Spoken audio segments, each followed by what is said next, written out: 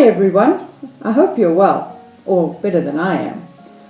I don't know what to make for supper, and my husband will be home soon, so I'm trying to find inspiration in this book. Let's see how we go. Maybe I can find something. Hi there, my dear. How are you this evening? I'm good, and you? So tell me, what's for dinner?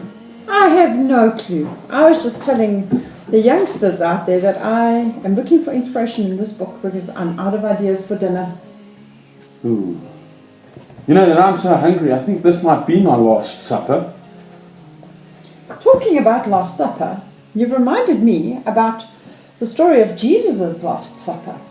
Maybe we should take some inspiration rather from the Bible. Yeah, no, cool. Let me quickly get mine out of my bag. Here we go. Right, let's have a look. So where are we going for inspiration?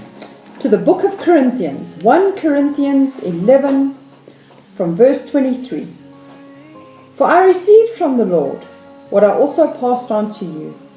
The Lord Jesus, on the night he was betrayed, took bread, and when he had given thanks, he broke it and said, "This is my body, which is for you. Do this in remembrance of me." In the same way, after supper, he took the cup, saying, "This is the new covenant in my blood. Do this whenever you drink it in remembrance of me. For whenever you eat this bread and drink this cup, you proclaim the Lord's death until he comes." What is the Lord's Supper? The Lord's Supper is an act we participate in. It symbolizes the breaking of Christ's body and the shedding of his blood on the cross for us and our sins. It is not a real supper, or even a sit-down meal like we have around our dining room table. Generally, we drink grape juice and have pieces of bread. And through that act, we're reminded of Jesus' death, burial, resurrection. It is also known as communion. Why? Why? Because we practice the Lord's Supper so we can do what Jesus commanded us to do, to remember him. That's why we stop and remember how Jesus died for us. We do it periodically throughout the year because we want it to be a special time with him, focusing on him. It doesn't always have to be done at church. It can be done at home as a family or with your home group. This is a very serious time. You need to be respectful, quiet, and take the time to pray and confess all your sins. You can also take time to thank God for the sacrifice of sending his only Son to rescue you. We don't have the exact bread that Jesus had when he was alive, or the same drink that he had. We use the bread we have today and grape juice. So They are just symbols to help us remember the Last Supper and Jesus' death and what that means for us. So why don't you guys go grab some juice and some bread and join us?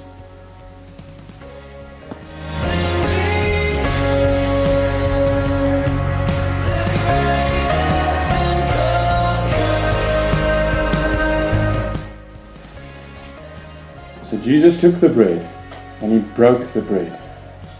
He gave thanks for the bread.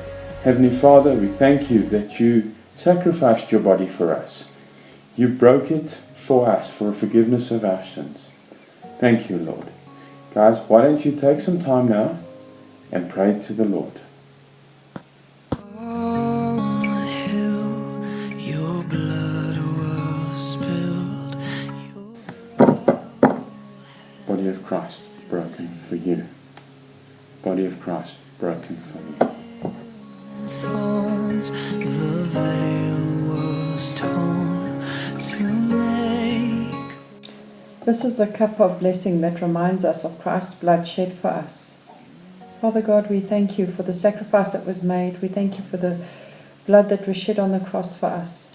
Help us to always remember the great sacrifice that was made for our salvation. Amen. Take some time to pray and thank God for the sacrifices that were made. Savior, the victory is yours.